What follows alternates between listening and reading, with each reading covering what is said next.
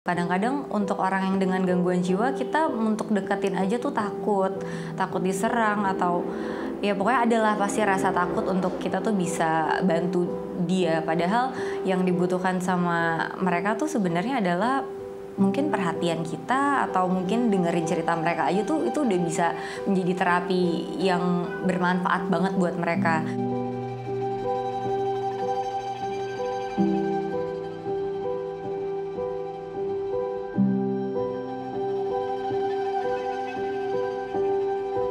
Aku bersyukur banget tadi bisa dapat kesempatan untuk datang ke Panti Al-Fajar Berseri dan ketemu langsung sama Pak Marsan.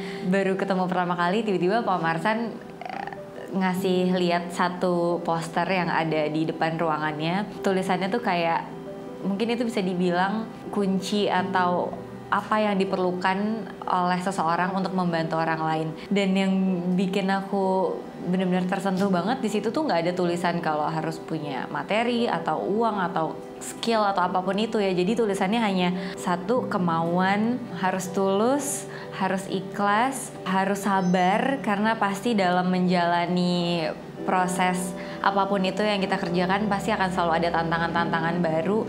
Jadi kita nggak boleh nyerah gitu aja dan kita harus sabar.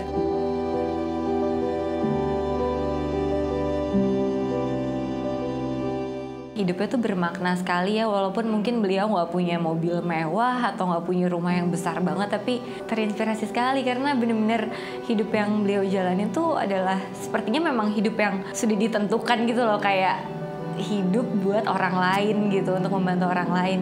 Aku yakin juga untuk bisa sampai ke situ nggak gampang, tapi perjuangan Pak Marsan juga pasti gak akan sia-sia karena Pak Marsan sendiri sudah menunjukkan kalau beliau tuh memberikan impact yang baik banget untuk lingkungan sekitarnya.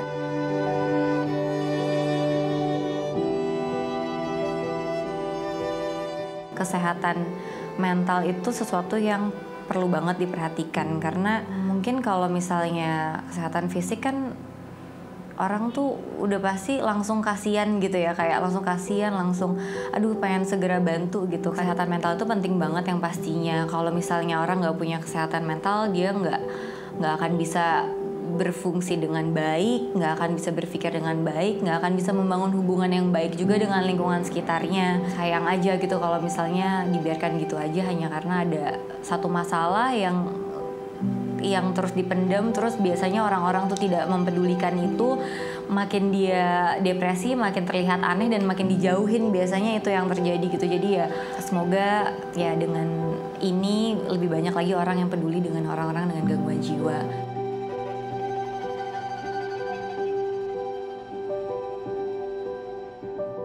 Yang mau disampaikan di film ini, gimana kita bisa menerima diri kita apa adanya, mensyukuri apa yang emang Tuhan udah kasih sama kita, dan kita fokus aja untuk mengembangkan kemampuan di diri kita untuk menjadi pribadi yang lebih baik lagi dan lebih berguna buat lingkungan kita gitu. Karena biasanya kalau kita terlalu fokus sama penampilan fisik aja atau apa yang kelihatan aja, akhirnya bikin kita tuh jadi nggak percaya diri, terus jadi nggak maksimal dalam mengembangkan potensi yang kita punya, dan akhirnya kita jadi terhalang untuk mencapai cita-cita kita gitu misalnya. Jadi self acceptance itu sangat penting.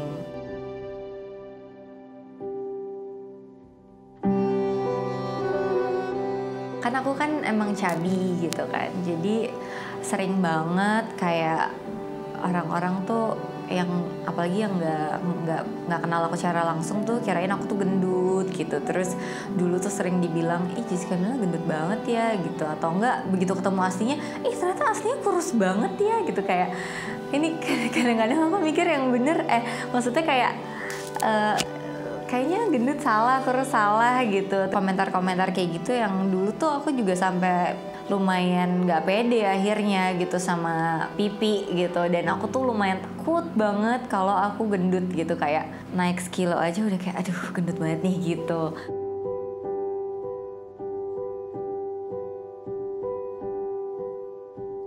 Harus lebih kenal sama diri kita sendiri. Kita harus tahu kelebihan dan kekurangan kita tuh apa, dan mungkin dari situ kita bisa lebih mensyukuri gitu apa yang kelebihan yang udah Tuhan kasih. Jadi kita nggak fokus sama kekurangannya aja. Omongan-omongan orang yang tidak membangun nggak perlu didengerin, karena lagi-lagi kadang orang ngomong tuh juga nggak dipikirin dulu. Dan kita tuh nggak bisa mengontrol semua omongan orang. Jadi yang bisa kita kontrol adalah bagaimana sikap kita dalam menerima itu semua. Kalau emang nggak penting ya nggak usah dipikirin, nggak usah terlalu dimasukin ke hati. Kalau memang itu komentarnya bisa membangun, contohnya mungkin kayak olahraga yuk biar sehat gitu ya. Itu kan sebenarnya komentar yang membangun dan positif, itu boleh didengerin. Tapi kayak lo gendut banget lo, gih sana diet gih gitu-gitu, kayak kalau emang itu nggak bikin kita happy gitu kayak ya nggak perlu didengerin gitu.